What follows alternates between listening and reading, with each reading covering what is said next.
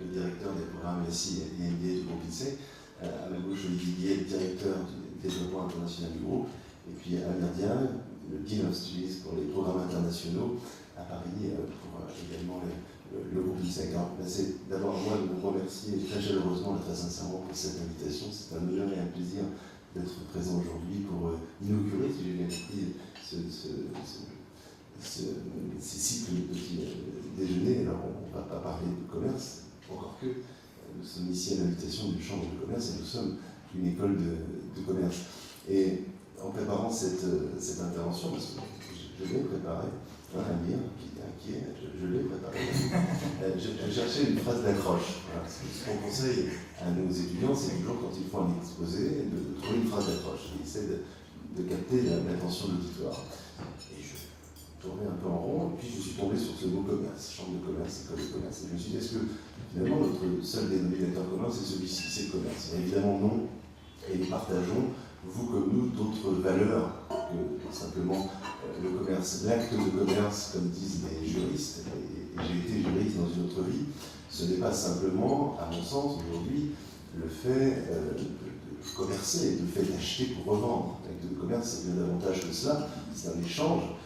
Pour réaliser un acte de commerce, il faut aller vers l'autre, il faut faire l'effort d'aller vers l'autre, comprendre l'autre, connaître sa culture, pour pouvoir précisément échanger. Donc on échange bien plus quand on commerce qu'un bien, qu'une marchandise ou qu'une somme d'argent.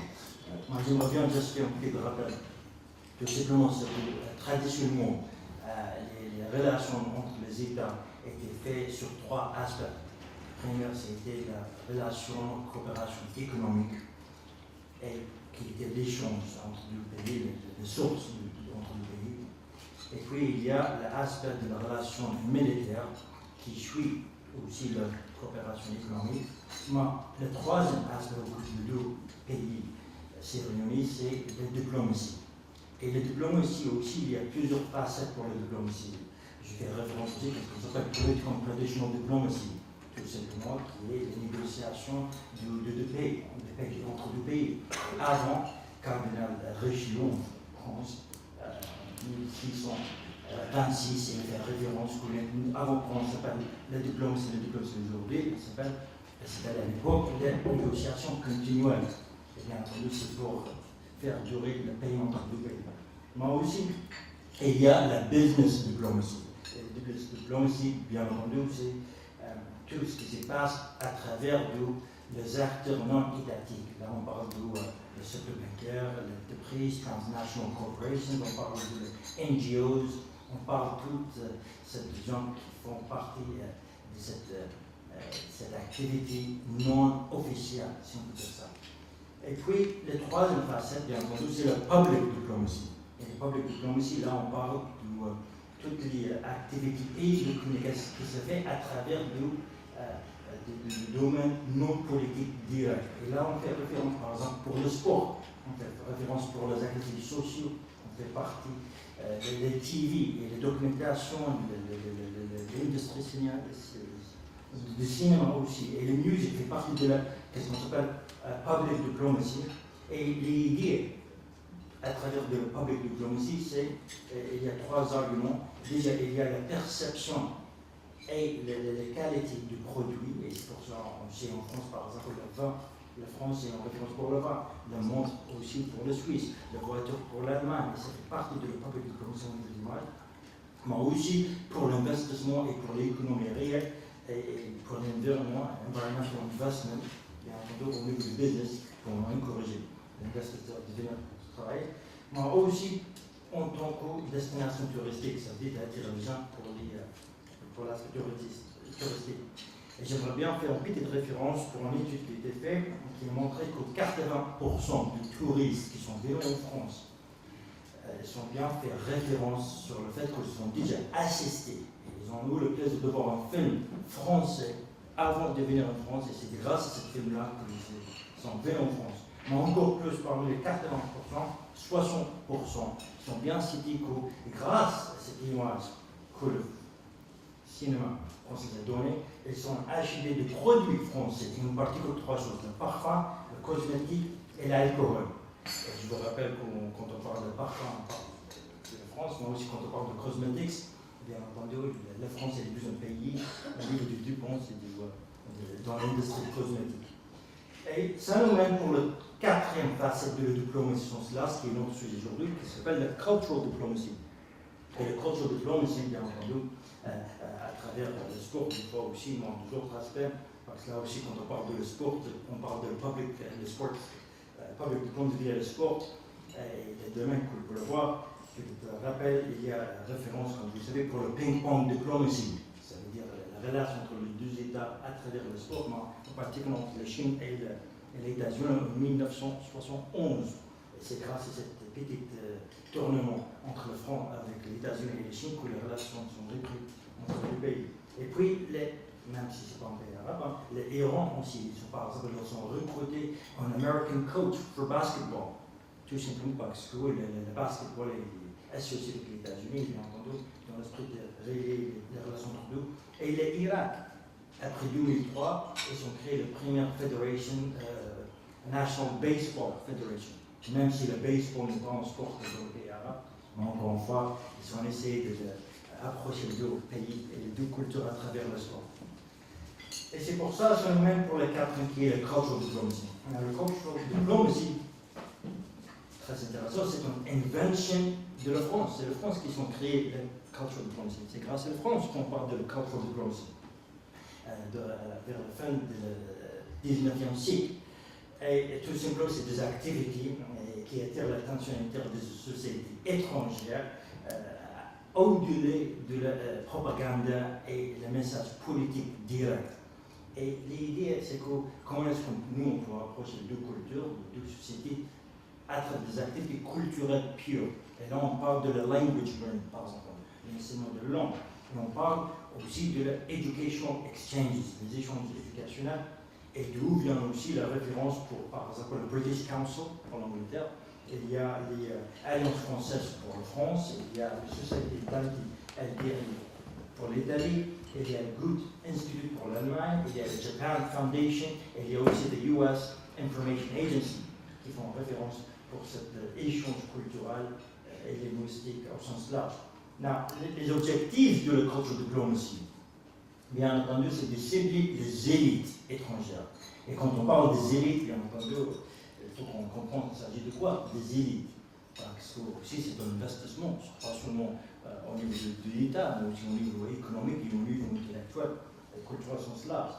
Et en fait, l'idée pour le cultural diplomacy dans l'enseignement supérieur, c'est d'attirer ceux qui sont de potentiel d'être de futurs élites dans leur propre pays, qui doivent être un bridge builder entre les deux pays et les deux cultures, dans le mid et long terme. Pas dans l'immédiat. Et là, on parle des élites dans le domaine de la diplomatie, on parle des élites dans l'aspect politique, on parle dans le domaine militaire, on parle dans l'aspect culturel, de scientists, de business elites, de l'avenir. Le groupe INSEC est un groupe d'éducation qui a été créé au début des années 70 et qui a porté dans son ADN un peu, dès le départ, cette vocation internationale. Comme très peu d'écoles l'ont fait, beaucoup l'ont fait par mode, par nécessité ou par réalisme, quelques années plus tard, mais dès le début, à l'INSEC, cela a été notre cas. Nous avons d'ailleurs été la première école à organiser des sessions avec des universités américaines telles que UCLA ou Berkeley au début des années 70. Et puis nous avons étendu, je dirais, cette dimension internationale à l'ensemble de nos programmes et à toutes les dimensions de la pédagogie de nos écoles. Pour aujourd'hui, être un groupe d'éducation, donc Rémi dirige les MSI et MBA sur le site de Paris. Le groupe INSEC est présent à Paris, Bordeaux, Lyon, Monaco, Londres et Chicago. Comprend des programmes post-bac, le programme Grande École qui est situé à Paris, Bordeaux et Chambéry. J'ai dit Chambéry, excusez-moi. Et puis, bien sûr, ces programmes MSC qui sont particulièrement prisés des étudiants voulant se professionnaliser, des étudiants internationaux en particulier. Alors, à l'international, aujourd'hui, le groupe INSEC est un groupe qui comprend plus de 220 partenaires universitaires dans le monde entier, avec lesquels on travaille sur la base de l'échange académique, de la coopération universitaire, de la coopération en matière de recherche. Mais le groupe INSEC est aujourd'hui un groupe qui souhaite se positionner comme un des leaders français dans le domaine en tant que groupe d'éducation pouvant attirer des étudiants internationaux directement. Et ça, c'est assez nouveau. Il y a quelques grands groupes et grandes écoles françaises qui le font depuis assez longtemps, de manière différente. Je pense à l'école polytechnique à laquelle on peut s'empêcher de penser aujourd'hui, qui depuis longtemps a mis dans des politiques de mobilité et d'attractivité des étudiants internationaux, mais également Sciences Po, également l'ENA. Bon, les écoles de management, l'INSEAD, bien évidemment, on pense à l'INSEAD sur la partie MBA. Les écoles de commerce en formation initiale, beaucoup traditionnelles, ceci s'en dit un petit peu plus tard.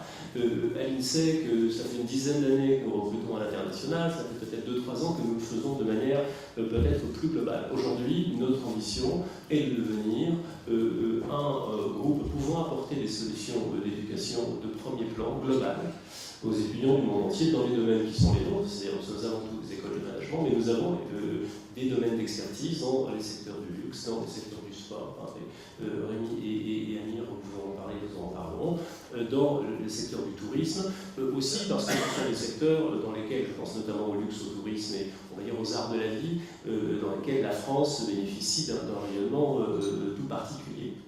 Alors effectivement, ma mission est de contribuer à la visibilité de la marque INSEC, parce qu'aujourd'hui nous sommes dans un monde de l'éducation qui fonctionne en termes de marque. Des étudiants internationaux viennent chercher une marque qu'ils vont pouvoir faire valoir dans leur pays, faire valoir à l'international, et c'est absolument fondamental, et telle est notre ambition aujourd'hui.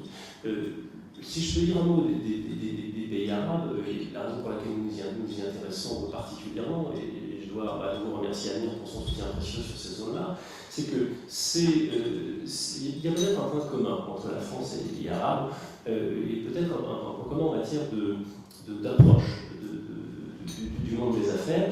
Donc je crois que nous sommes à la fois deux cultures qui ont un fort contenu, un fort contexte culturel, comme on dit en management interculturel, c'est-à-dire une identité culturelle forte, avec, je dirais, une richesse et une profondeur de notre culture, et en même temps une grande adaptabilité. En tout cas, nous sommes capables d'une grande adaptabilité. Et la raison pour laquelle on s'intéresse à ces étudiants des pays arabes, c'est précisément parce qu'ils sont capables d'apporter dans nos écoles, dans nos campus, la richesse de leur culture, parce qu'une école internationale, c'est ça, ce n'est pas que des étudiants venant des États-Unis, même si c'est formidable, ou que de Chine ou de Russie, vous voyez, surtout des étudiants absolument formidables, mais ce sont des campus véritablement cosmopolites et internationaux, les étudiants peuvent apprendre les uns des autres, et je crois que ces étudiants des pays arabes viennent avec une culture véritablement riche, véritablement différenciante, et en même temps une grande capacité à l'adaptation, une grande aisance linguistique. Très souvent, ils parlent plus de 3 langues couramment, et ça, c'est évidemment une aubaine pour nos formations. Donc, non seulement nous sommes présents dans les pays arabes, mais nous allons continuer à représenter le groupe à travers des formations qui, là aussi, et je pense que c'est un autre point commun, feront écho dans ces régions du monde. Je pense aux formations des secteurs du luxe dont j'ai parlé, dans le secteur du tourisme dont j'ai parlé, les excellentes spécialisations que nous avons dans le domaine de la finance également, et dans le management de projet, car ce sont également des cultures où les ingénieurs tiennent une place importante. Voilà. Grâce au travail d'Olivier, et pas seulement à l'attractivité de la France, de Paris, de nos programmes, etc., nous avons, dans les programmes que je viens de diriger avec Amir à Paris, 1400 élèves à cette rentrée, donc ça fait du monde, et 650 élèves qui n'ont pas la nationalité française. C'est-à-dire qu'on a 45% de nos étudiants qui sont d'origine étrangère. Donc cette interculturalité, cet échange dont je parlais tout à l'heure, nous la vivons au quotidien. Voilà. Vous êtes les bienvenus à l'INSEC, nous sommes dans le 10e arrondissement, s'agissant de programme, venez à l'INSEC, c'est un voyage.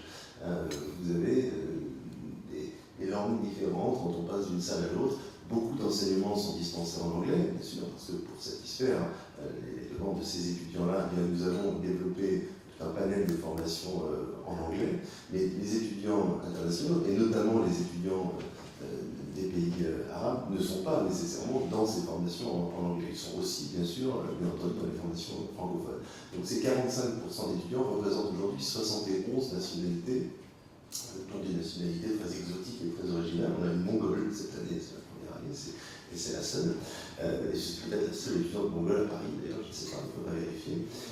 71 nationalités, je disais, et les pays arabes sont évidemment très bien représentés, puisque nous avons plus d'une centaine d'étudiants, 105 précisément, à cette rentrée, qui sont originaires, alors dans l'ordre du Maroc, d'Arabie Saoudite, d'Algérie, de Tunisie, du Liban et d'Égypte. Voilà, donc nous avons 6 nationalités qui sont représentées, et peut-être demain davantage, grâce notamment au travail d'Ami, avec cette collaboration qu'on a, j'espère, pouvoir continuer de faire fructifier. Donc, une interculturalité qui est très forte. Alors, imaginez qu'à la rentrée, quand on met dans une salle de classe 25 étudiants, quand sur ces 25 étudiants, vous avez 5 Marocains, 5 Mexicains, 5 Chinois, 5 Saoudiens, et puis 5 Français, dont un Breton, un Corse, un Auvergnat, un Basque et un Parisien, qui sont peut-être les pires. C'est pas simplement une salle de classe, c'est pas simplement 25 camarades, c'est un laboratoire de notre société parisienne, mais bien au-delà, c'est un laboratoire du monde, c'est un petit bout de la planète, c'est un laboratoire aussi du monde économique dans lequel nous sommes. Et quand à la fin de l'année, au moment de la remise des diplômes, ces 25 étudiants se retrouvent ensemble, main dans la main, avec leur toge et leur diplôme, posant fièrement devant leurs parents qui sont parfois dans la salle, parfois à l'étranger, puisque ça c'est une initiative d'amis, hein, nous diffusons en live sur le web la remise des diplômes, précisément que les familles puissent suivre avec fierté la réussite de leurs enfants, et on se dit que nous aussi on a réussi quelque chose. Ces étudiants qui pendant un an ont appris à se connaître, à se découvrir, venant d'horizons lointains, avec des cultures différentes, avec des religions différentes, avec des langues différentes, eh bien, ils ont affronté pendant toute une année les difficultés, les pièges que nous avons entendus, les examens, les partiels, les professeurs comme Amir qui dispensent un cours. On ne rigole pas quand Amir est en cours. Je suis content de ne pas l'avoir eu. Le stress de la recherche du premier stage, le stress de la recherche du premier emploi, quand ils ont affronté tout ça et qu'ils en sont sortis vivants et renforcés, eh bien, on se dit que là, voilà, ça donne du sens évidemment à ce que nous faisons. Et on sait parfaitement que demain, ces étudiants vont mettre à profit ce réseau international, cette connaissance de l'autre qu'ils auront développé. On a aujourd'hui plus de 15% de nos étudiants qui débutent leur carrière à l'international, soit qu'ils retournent dans leur pays immédiatement après les études, soit qu'ils sont français et qui ont souhaité donner à leur carrière une dimension internationale. Beaucoup d'étudiants étrangers aussi recherchent une première expérience en France, notamment dans un emploi pendant 2-3 ans, et puis ensuite envisagent de retourner dans leur pays avec cette expérience active. Voilà, donc cette interculturalité, c'est véritablement notre quotidien. Elle est partagée par d'autres établissements d'enseignement supérieur, bien entendu, mais peut-être un peu moins que chez nous, en réalité, puisque 45% des étrangers, c'est évidemment exemplaire. À l'échelle de la France, on ne retrouve pas tout à fait cette proportion-là, mais tout de même, la France était en 2010, et je pense que depuis, je n'ai pas les chiffres les derniers, mais je ne crois pas que c'est beaucoup évolué, le 4e pays au monde d'accueil pour les étudiants internationaux. Moi, je pense que le troisième partie, c'est l'aspect linguistique, à sens large. Et en commençant, j'aimerais bien juste faire une petite référence qu'on diplôme, si on l'a pris à niveau sensé. Si on veut bien s'exprimer, si on veut bien être compris, d'avoir des conseils, de parler sur toutes les choses de religion en latin, parce que c'était le primaire langue pour la religion. Si on vous parle avec les militaires, on parle en allemand, tout simplement parce qu'il y a beaucoup de concepts et de termes, merci, et de terminologie allemand pour le militaire. Et si on vous parle avec les artistes, on fait référence pour la langue russe, parce que c'est très rare de trouver un scène d'acrobates russes. Et si on vous parle avec les musiciens, on parle en italien, avec l'opéra, italien opéra. Et si on vous parle bien entendu avec les marines, on parle et fait référence au British Navy, British English. Et si on parle avec les scientists et les technologies, on parle avec l'American English, si je peux dire ça. Et si vous avez des ennemis, malheureusement, on parle en Dutch ou en hungarien, malheureusement pour vous. Et ça fait référence, bien entendu, pour les amis. Et si on est des amis, on parle en espagnol. Si vous señorita, muchas gracias, mon amigo. La langue est très, très soft. Et si vous avez un petit ami, vous parlez plus ou moins en français. Coco, cher visiteur. Et bien entendu, si vous voulez parler. C'est pour ça qu'Amir a appelé français. Et bien entendu, si vous parlez avec votre mari ou votre femme, bien entendu, vous parlez en japonais parce que les femmes japonaises sont devenues en femmes et en référence de fidélité, surtout après la Première et la Deuxième Guerre mondiale, quand ils sont restés toujours sur malgré tout. Mais en fait, le plus important de tout ça, c'est quelle langue est-ce qu'on utilise quand on parle avec le commerce. Et bien entendu, c'est la langue arabe. Et c'est pour ça, if you want to be well understood, speak to the businessmen in Arabic. Tout simplement parce que traditionnellement, il y a la Silk Road qui est liée l'Inde avec le pays du Golfe, la route de la soie.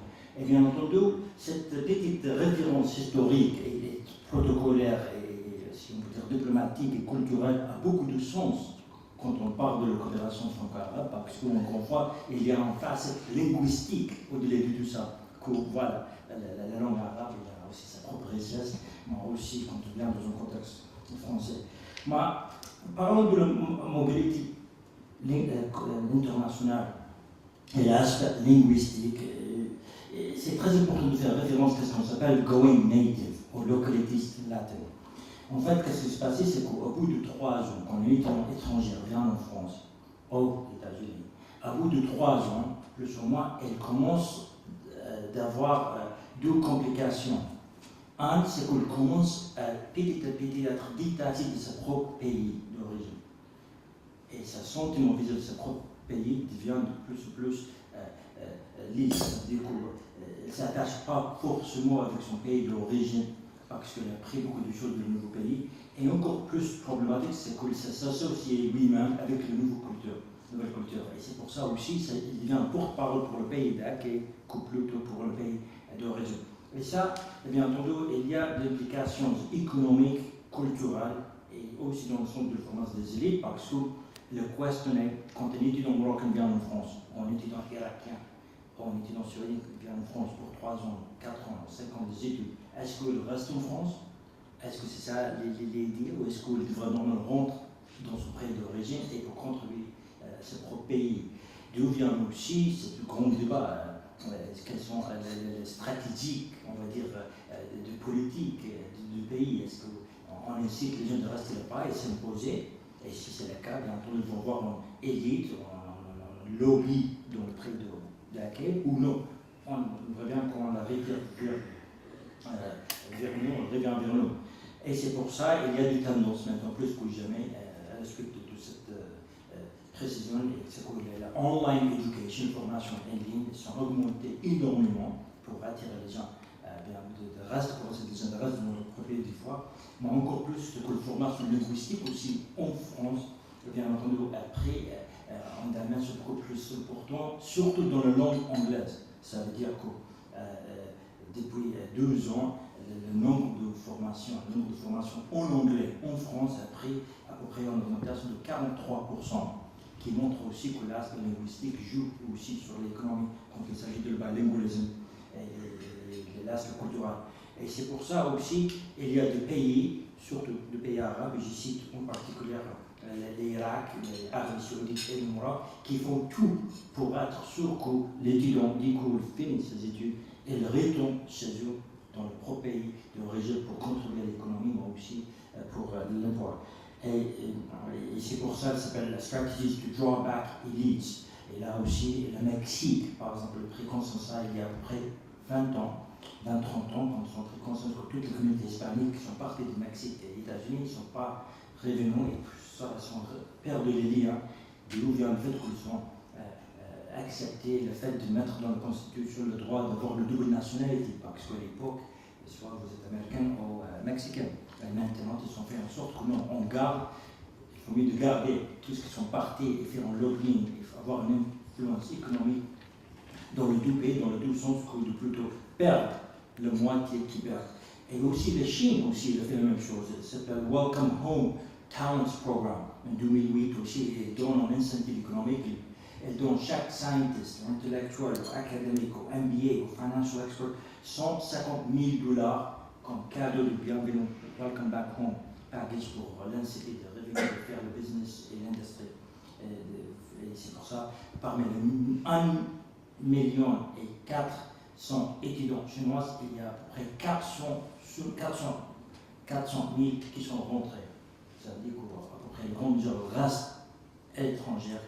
Et ça, c'est une perte des fois quand les sentiments, l'attachement du pays d'origine est perdu. Les Irak, l'Arabie Saoudite, le Maroc en particulier, les pays du Golfe, ils font tout pour que les étudiants qui viennent en France et aux États-Unis rentrent chez eux. Il y a la bourse, mais aussi il y a plus que ça. Il y a des billets d'avion qui leur permettent aussi de rentrer une fois par an. Des fois, moi, quand j'ai grandi aux États-Unis, mon père a fait le doctorat aux États-Unis. C'était en info gâté. J'avais 1 ou 2 billets gratuits pour de Bagdad, Colorado de Bagdad. À l'époque, on ne fait pas de vol direct, donc on a fait le tour du monde. Avec des escales, tout est payé par la ligne, donc on était vraiment gâtés. Et maintenant, ils le font aussi dans l'esprit de garder ça. Et la France le fait aussi. Pour les étudiants boursiers en France aussi, il y a des billets d'avion qui étaient faits extra pour les autres, pour leur permettre aussi de revenir en France pour garder les liens dans l'esprit et dans le sens large. Tout ça. Et c'est pour ça, bien entendu, là, la culture linguistique joue un rôle très important. On sait très bien que la communication entre deux gens avec le monde passe beaucoup plus vite et beaucoup plus, on va dire, smoothly, surtout quand c'est les deux chefs d'entreprise, les deux présidents d'État à travers notre trajectoire et d'où vient aussi le culture diplomatie, le sens, encore une fois, là. Il est évident, vous savez qu'aujourd'hui, le fait de parler anglais est à la fois vital et à la fois pas différenciant. Aujourd'hui, c'est un must. Ça ne permet pas aux étudiants de développer ce qu'on appellerait en termes commerciaux un avantage concurrentiel. Donc, les étudiants sont obligés à un moment donné d'apprendre une autre langue. Et ce qui est assez intéressant, c'est de voir, moi-même je l'ai appris un peu de manière empirique sur le terrain, que paradoxalement, dans les zones où les étudiants parlent le mieux anglais, on pourrait s'imaginer que ces zones sont particulièrement captives pour les pays anglophones. Amir faisait référence au Mexique par exemple. Imaginez que ces étudiants mexicains, par exemple, regardent en priorité vers les États-Unis, ou vers la Grande-Bretagne, mais en l'occurrence vers les États-Unis. En fait, c'est tout l'inverse. Précisément parce que ces jeunes gens ont déjà un bon niveau d'anglais, je crois que c'est le cas dans certains pays arabes également, ils ne ressentent pas le besoin ou la nécessité d'en remettre une couche, si vous me permettez l'expression, sur l'anglais, à la fois sur le plan linguistique et sur le plan culturel. Et du coup, on le réflexe de penser à une autre langue et à une autre culture. Et ce qui se révèle également dans les chiffres que Rémi donnait tout à l'heure, la langue et la culture qui vient tout de suite après, c'est le français. Et ça, c'est une excellente nouvelle pour nous. Et également, on le voit cela, y compris chez les étudiants qui, en France, viennent suivre des cours en langue anglaise, qui existent chez nous, qui existent ailleurs. Là aussi, il y a une différence entre la France et le reste du monde. Un étudiant originaire d'un pays arabe, un étudiant originaire d'Amérique du Sud, qui va aller étudier en Allemagne un programme en langue anglaise, il va y aller pour le programme, je dirais, intrinsèquement, parce qu'il sait, ou à la fois il sait que s'il n'est pas un peu germanophone en une année de master, il va quand même être difficile d'avoir accès à la langue et à la culture, et peut-être qu'il sera un petit peu moins attiré par cette culture germanique. Alors que derrière ces programmes, certes enseignés, je pense que c'est quelque chose qu'il faudrait également faire passer aux autorités françaises qui parfois sont un peu réticentes au fait de développer ces programmes en anglais, enseignés en langue anglaise en France, c'est que derrière ça, il y a une véritable antichambre à la culture française. Et que ces jeunes gens qui viennent étudier, certes, un programme dans le domaine du management du luxe chez Rémi à Paris en langue anglaise, derrière ces jeunes ne veulent pas simplement étudier en langue anglaise et repartir dans le pays, ils savent qu'ils auront accès à la fois à la langue et à la culture française, et c'est généralement une passerelle pour y accéder plus ou moins tardivement après. Nous avons dans nos programmes, notamment dans le programme Grande École, qui est un peu le programme classique, post-prépa, etc., un certain nombre d'étudiants qui sont français, qui sont nés en France, mais de parents algériens, marocains, tunisiens, venus dans les années 60-70. Et ces étudiants qui sont parfois, tragiquement, en dépleur, en retraite, et en combat, victimes de discrimination à l'emploi en France, d'abord le sont beaucoup moins quand ils vont dans des pays anglo-saxons. On a beaucoup d'anciens qui ont travaillé au Royaume-Uni ou au Luxembourg, etc., évidemment la perception des choses est un peu différente, mais aussi une vraie carte à jouer et une vraie opportunité, notamment dans les pays du Golfe. Ce sont des profils qui sont très recherchés parce qu'ils sont européens, parlent français, ils parlent anglais, parce qu'on les forme, bien entendu, mais ils ont en même temps la double culture, la religion ne pose pas de difficulté non plus, ils maîtrisent l'arabe, et s'ils arrivent à à prendre conscience de ces atouts. Il y a de vraies opportunités qui se présentent à eux dans ces milieux. Voilà. Et puis, pour conclure, et peut-être prendre des questions de la salle, je voudrais vous livrer une anecdote qui concerne Amir. J'espère que ça va être mal à l'aise, Amir. Mais quand on a travaillé ensemble un petit peu à cette préparation, je me suis posé des questions sur Amir, parce qu'il est à Bagdad, il travaille à Paris, et puis un certain nombre d'années, il a de la famille aux États-Unis, il a étudié aux États-Unis, il a un doctorat, il a de la famille en Allemagne, il a de la famille au Mexique, bref, et puis il a des amis partout dans le monde. C'est un vrai citoyen du monde, Amir. J'ai dit, mais Amir, mais toi, tu te sens quoi? En réalité, c'est une question un peu idiote, hein. Et je m'attendais à une réponse idiote. C'était mal connaître Amir. Et Amir me le dit en anglais dans le texte, évidemment, parce que c'est sa langue la plus naturelle avec l'arabe.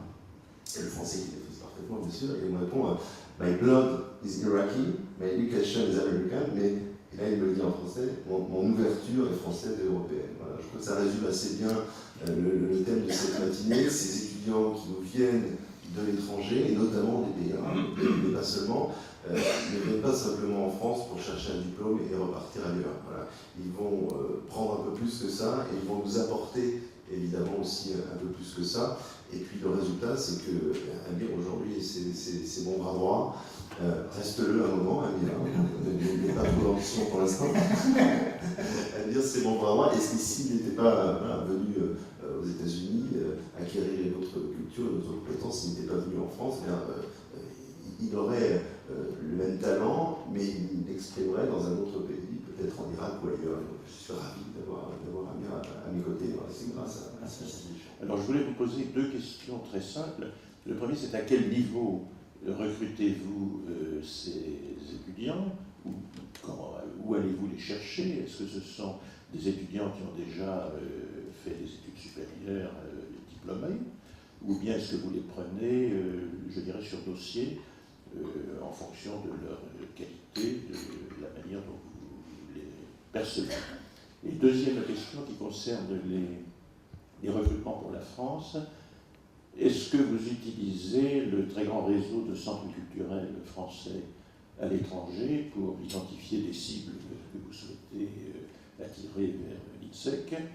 Et de façon plus générale, pensez-vous que les centres culturels, et il y en a beaucoup aux États-Unis, dans le système américain, il y en a beaucoup en France encore, est-ce que c'est un système ou une façon de pratiquer la politique internationale culturelle qui vous paraît avoir un avenir à un moment où les choses évoluent très rapidement et où les médias, l'Internet, toutes sortes de réseaux divers apportent des éléments d'information et des connaissances du pays qui quelquefois est beaucoup plus riche que celle qu'on peut avoir dans un institut culturel ou un centre culturel.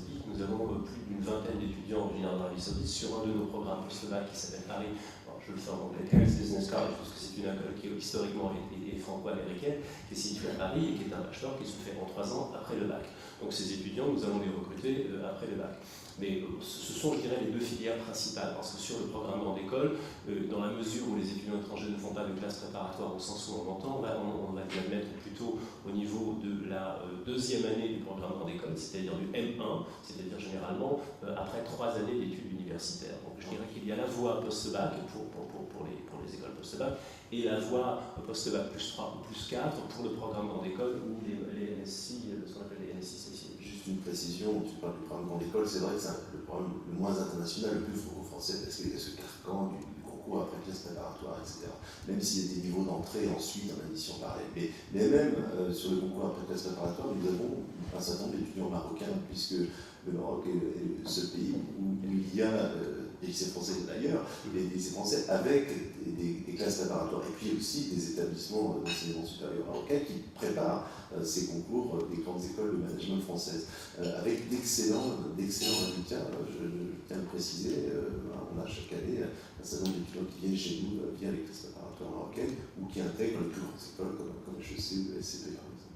Alors sur les voies d'admission, parce que c'était la deuxième partie de votre première question, on part du principe que les étudiants internationaux apportent quelque chose à nos formations et que de surcroît, il serait à la fois présomptueux et inadéquat de les faire passer dans la moulinette, si je puis dire, de nos systèmes d'admission franco-français. On va on va leur poser des questions de ce que nous concevons comme la culture générale, ce qui est, comme vous le savez, assez différent de la conception que l'on peut en avoir ailleurs. Donc en réalité, pour les étudiants internationaux, nous avons une voie d'admission qui est simplifiée mais qui n'est pas pour autant simple, c'est-à-dire que nous recrutons sur dossier, dossier sur lequel nous allons effectuer une véritable admissibilité, ça nous allons l'étudier pour en évaluer l'éligibilité.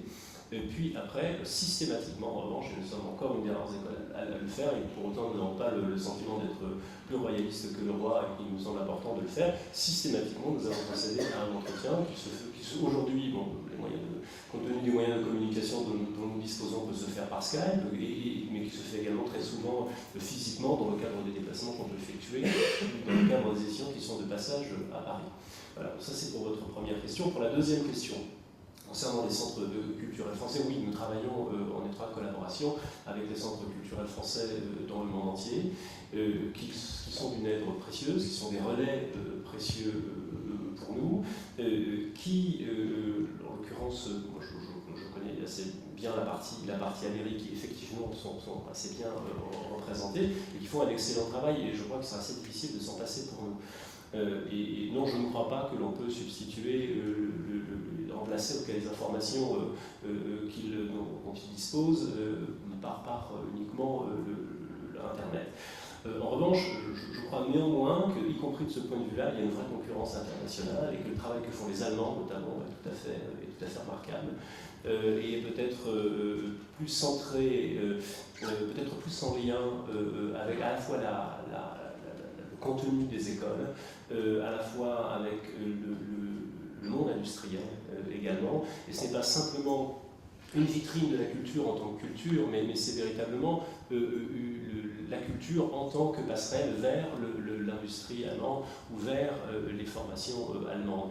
Et je crois qu'il y a peut-être à s'inspirer du travail que font nos amis allemands de ce point de vue-là, qui, notamment l'agence de coopération s'appelle DAAD, allemande, qui fait un travail absolument remarquable, ce que font les Espagnols également très bien.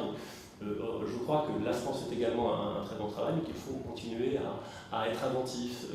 On a effectivement une culture riche, on a effectivement une culture qui a tendance à naturellement attirer les étudiants internationaux, et je crois qu'un peu comme tout le monde, pour autant, on a tout le temps un peu besoin d'innover, à la fois sur le fond et sur la forme, c'est-à-dire à la fois peut-être revoir un certain nombre de ce qu'on peut considérer comme les fondamentaux de la culture française, et à la fois sur la manière de les mettre en avant, de les présenter.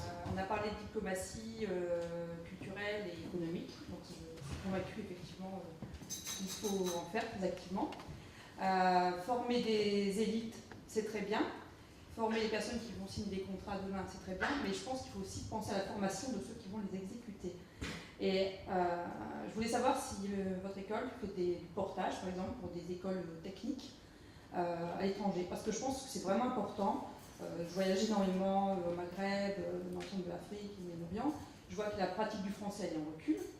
Même en Algérie, il y a des endroits où vous avez des jeunes qui ne parlent pas français. Je trouve ça vraiment très, très dommage. Je pense que s'il y avait plus de coopération avec des écoles peut-être moins prestigieuses, mais quand même très efficaces pour des partenariats, là oui, nos entreprises pourraient vraiment coopérer et avoir une culture d'entreprise commune. Et vous parliez, monsieur, du modèle allemand et de public qui les aide. Je l'ai vraiment constaté, par exemple en Namibie, pays très, très lointain, qui est certes beaucoup plus allemand que français. Les élites politiques issues de l'indépendance, enfin plutôt issues de la bataille pour l'indépendance, parlez le français parce que vous avez été formés à Alger. Et on a un contraste entre des personnes, des dirigeants qui ont une très bonne maîtrise du français, et sur place, personne ne peut apprendre le français parce que les prix du centre culturel français, c'est hors de prix, vraiment hors de prix pour les personnes là-bas. Donc là, je pense qu'il ne faut pas oublier les personnes qui ne font pas partie des élites, hein, parce que pour la diplomatie économique, les contrats, c'est important. L'enseignement supérieur, qui plus est privé, comme le sont toutes les écoles de management, d'assumer ce rôle-là. Hein, mais je vous rejoins parfaitement sur le fond, et là, ce serait peut-être une volonté étatique de mener cette collaboration à cette échelle. S'agissant de l'enseignement supérieur, il y a aussi des stratégies que nous n'adoptons pas nous, qui sont de délocaliser des diplômes français. C'est-à-dire qu'on a un certain nombre de nos camarades qui ont signé des accords de partenariat, plus ou moins clair avec des institutions locales, plus ou moins établies, et qui permettent de délivrer à Casablanca ou ailleurs un diplôme universitaire ou d'école de Boulogne-sur-Mer ou de Dijon. Pourquoi pas? Ça permet à l'étudiant d'avoir un diplôme français, mais je crois que ce n'est pas la même chose que d'avoir un diplôme français que d'être venu étudier en France. Et le plus important, à mon avis, ce n'est pas le titre, c'est plutôt l'expérience. C'est ce que je dis aux étudiants qui sont inquiets sur les classements, les machins, et l'INSEE par rapport à tel autre et par rapport à HEC. On le sait tous, on est des acteurs, chacun du monde économique, on recrute, et je ne crois pas que quand on recrute quelqu'un, on recrute un diplôme, on ne recrute pas un titre, on recrute d'abord une personnalité, un capital d'expérience, une ouverture, des compétences linguistiques, des expériences professionnelles, etc. Et avoir un diplôme français pour avoir un diplôme français n'a à mon avis pas d'intérêt véritable si on n'est pas venu étudier en France ou si on n'a pas vécu cette expatriation, qu'elle soit en France ou ailleurs. Mais pour revenir à votre question, je me suis un peu éloigné du sujet, je suis parfaitement d'accord sur le fond, et former des élites si une personne naît ensuite en relais, ça n'a pas beaucoup de sens, mais je ne suis pas certain encore une fois que ce soit notre responsabilité à nous. Je suis d'accord, c'est Sally par ailleurs, nous avons tout un tas d'accords universitaires qui ne sont pas tout à fait la vocation que celle à laquelle vous faites allusion, mais qui dans certains cas rentre un peu dans cette logique. Nous ne signons pas que des accords avec des institutions de tout premier plan, pour la bonne et simple raison, comme dans n'importe quelle école et dans n'importe quelle organisation humaine, nous n'avons pas exclusivement des étudiants de tout premier plan non plus. Donc il faut de la place, il y a de la place pour tout le monde, et il faut une place pour tout le monde, et il est important que nos étudiants puissent à la fois partir dans les toutes meilleures universités du monde entier, et puis les étudiants plus intermédiaires puissent également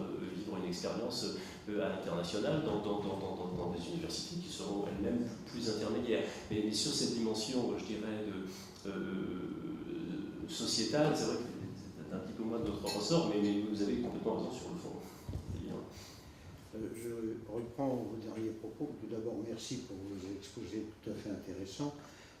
Avez-vous des accords, je dirais, signés avec de grandes entreprises françaises, internationales ou d'entreprises moyennes, d'une part? D'autre part, est-ce que vos étudiants ont la possibilité de participer systématiquement aux campagnes de recrutement qui sont organisées notamment par ces grandes entreprises ou dans des salons? Et enfin, quel est le coût d'un cycle d'études? Avoir des partenariats, des conventions signées, formalisées avec les entreprises, c'est très difficile. C'est très difficile parce que quel serait l'objet? On ne peut pas imposer à une entreprise de prendre des stagiaires ou de prendre des anciens élèves. Pour autant, ces liens sont très étroits, bien entendu existent au travers de nos anciens, mais pas seulement.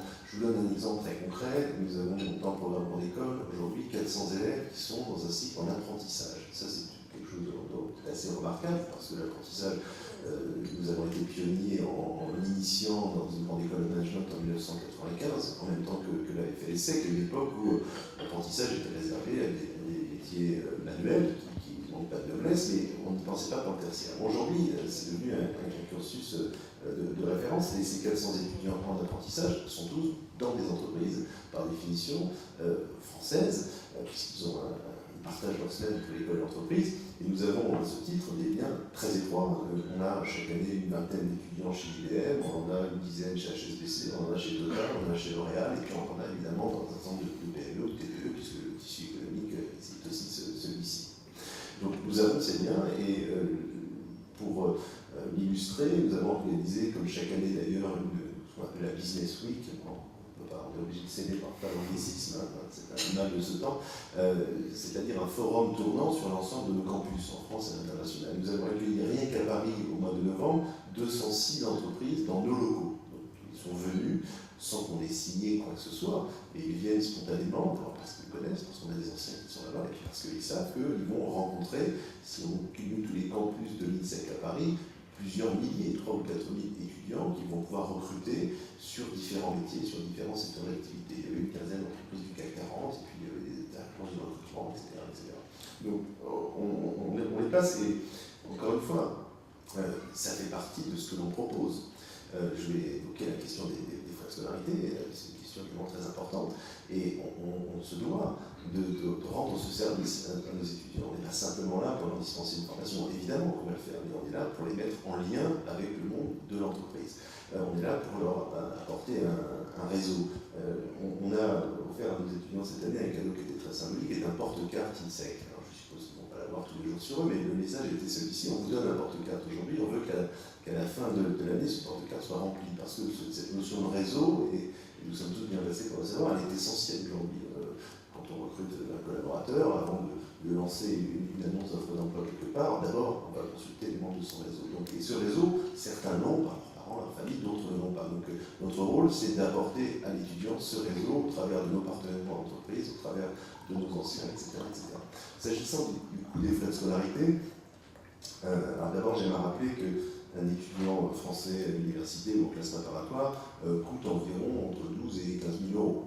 Ça, c'est une chose, simplement, ce n'est pas ça, sa charge, c'est la charge de la collectivité, et nous sommes ravis de contribuer au financement de ces études. Un étudiant qui rentre dans une école de commerce, quelle qu'elle soit consulaire, c'est-à-dire dépendante d'une chambre de commerce et d'industrie, ou qu'elle soit indépendante, comme c'est le cas de l'ISEC ou d'autres, va prendre à sa charge une part substantielle des frais de scolarité. Je dis une part substantielle parce qu'il y a aussi d'autres sources de revenus comme la taxe d'apprentissage, etc. Et ces frais de scolarité s'élèvent en moyenne dans les grandes écoles de commerce françaises entre une fourchette qui va de 8 à 15 000 euros. Voilà.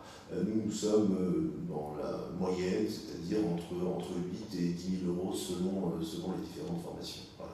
Avec, selon les programmes du groupe INSEC, la possibilité ou pas d'être en apprentissage, la possibilité de bénéficier des bourses d'État, des bourses du Crous, lorsqu'on est français, ou des bourses d'autres institutions, d'autres États. Ce qui signifie qu'aujourd'hui, une école de commerce, ça n'est plus comme ça pouvait l'être, et comme ça l'est encore parfois dans l'imaginaire collectif, une école de fils à papa. Nous en avons, et c'est très bien, et c'est notre université finalement aujourd'hui elle est là, dans cette minorité, mais nous avons des boursiers, environ 30% dans le programme d'école, d'étudiants qui sont boursiers, dont un certain nombre sont boursiers au dernier échelon, c'est-à-dire à l'échelon 6, ici modeste, voire très modeste, qui, grâce aux aides de l'État, grâce évidemment à notre réseau, grâce aux stages qu'ils vont pouvoir réaliser, qui sont rémunérés, heureusement, et notamment les stages de longue durée, ou les stages de 6 mois qui sont obligatoires, on va gagner un peu d'argent, grâce aux jobs étudiants, grâce au rythme que nous avons mis en place, et puis grâce aux banquiers qui vont devenir les amis de certains de nos étudiants pendant quelques années, eh bien, ces étudiants arrivent à investir sur leur avenir. Je présente toujours ça comme ça. Ces frais de scolarité, c'est un investissement sur l'avenir des jeunes. Et statistiquement, et ça c'est comme ça, on dit pour rien, statistiquement, un élève qui sort d'une école de commerce à Bac+5, il a plus de chances de s'intégrer dans la vie active et de trouver un CDI qu'un étudiant qui sortirait d'une autre formation, d'un niveau inférieur ou d'une formation strictement universitaire. Moi, je voulais ajouter un point sur la question de stage. Nous, à la Chambre de commerce franco-arabe, nous engageons des stagiaires presque permanents. Minimum 3-4 stagiaires dans le secteur, par exemple dans le commerce, dans l'informatique, dans le secteur où intéresse dans la vocation de la Chambre et aussi qui répond aux besoins de l'étudiant. Okay. Dès maintenant, on reçoit des demandes, par exemple, pour quelqu'un qui va faire le stage au mois de mars. Si on sait qu'au mois de mars, on va recevoir un étudiant dans tel secteur, dans quelques nationalités, quelle que soit la nationalité étrangère. L'essentiel qu'il répond aux vocations et qu'il y a une convention de stage qui doit être conformément à la loi signée entre la Chambre et l'école, ou l'étudiant conformément à la loi. Mais c'est un point pour vous prouver que nous, en tant qu'institution non gouvernementale, consulaire, mais non gouvernementale, on encourage les stagiaires de prendre des stages pour qu'ils puissent rentrer dans la vie professionnelle facilement. Même si on peut leur communiquer leur CV, ça arrive, entre parenthèses, aux entreprises qui sont membres à la Chambre, qui sont membres dans notre bureau exécutif, qui sont membres du Conseil, s'ils leur intéressent. Notre point s'arrête là. Après, c'est l'entreprise qui juge ou il va prendre ou non, mais l'essentiel qu'il y a une communication, il y a un contact entre l'IPAR, par exemple, et la Chambre, entre l'INSEC et la Chambre. J'ai écouté les étudiants, il y avait entre les d'autres universités privées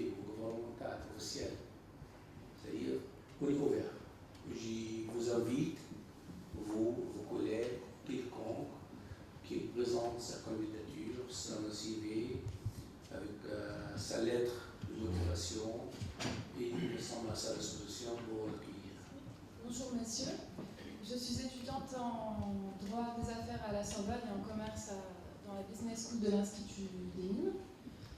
J'ai remarqué que de nombreux étudiants d'origine marocaine ou tunisienne étaient accueillis, même très bien accueillis dans nos écoles. En revanche, dès qu'ils se sont mis à chercher des stages ou des contrats d'apprentissage, j'ai remarqué que les entreprises étaient assez réticentes aussi à les embaucher. Est-ce que vous pensez que c'est uniquement dû à la rigidité de la législation française ou c'est plutôt un problème d'ordre culturel?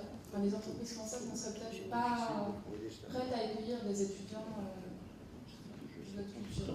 On n'a pas évoqué ces baptêmes de genre, j'en évoquais tout à l'heure, ces questions de discrimination qui touchent un certain nombre de populations, notamment les étudiants d'origine maghrébine, qu'ils soient français ou pas. Bon, voilà, c'est un fait.